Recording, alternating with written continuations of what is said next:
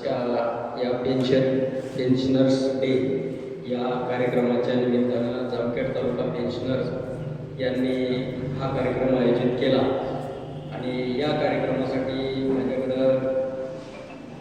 या कार्यक्रमाचे सर्व संजय गीते सर आले होते आणि आबा त्यांनी विनंती केली होती की या कार्यक्रमाला जर आपल्या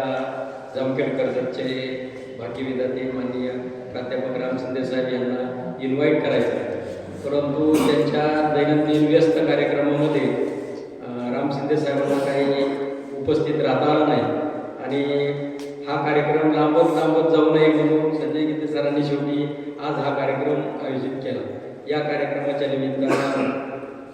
आमचे ज्येष्ठ नेते माननीय मधुकरबाबा राळेबाग, याचबरोबर माजी सभापती डॉक्टर भगवानरावजी रुमकर साहेब, याचबरोबर माझे सर्व सहकारी थोरात गुरुजी असतील,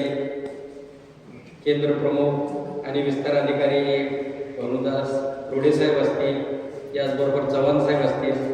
आणि बरेचसे मी रिटायर झालो. आमच्या आता खूपच सगळे रिटायर झालेले 66ची जन्मतारीख आणि त्याच्या अनुषंगाने बरेचसे सहकारी या ठिकाणी रिटायरमेंटचे आहेत, जुने देखील आहेत की जेणेकरून आमचे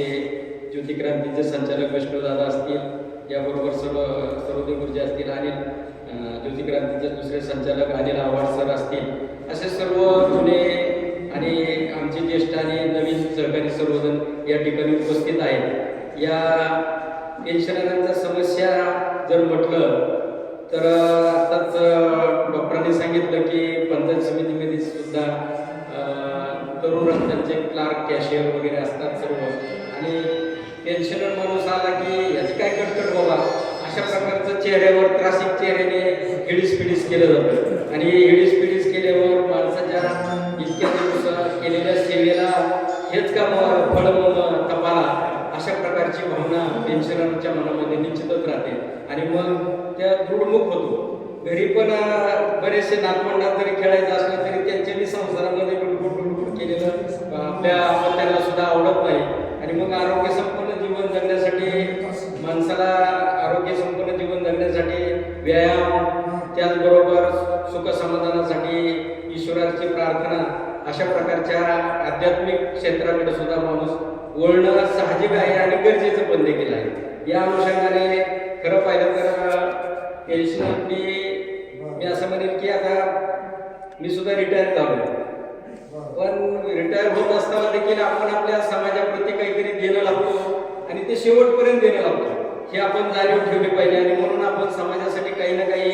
गोष्टी केल्या पाहिजेत. जे आपल्याला शक्य आहे ते पर्यावरणपूरक कामं केली पाहिजेत किंवा आरोग्यसंपन्न जीवन जगण्यासाठी आपण पुढच्या पिढीला मार्गदर्शन केलं पाहिजे आणि आमची ही पेन्शनर संघटना निश्चितच या निमित्ताने काम करेल. या ठिकाणी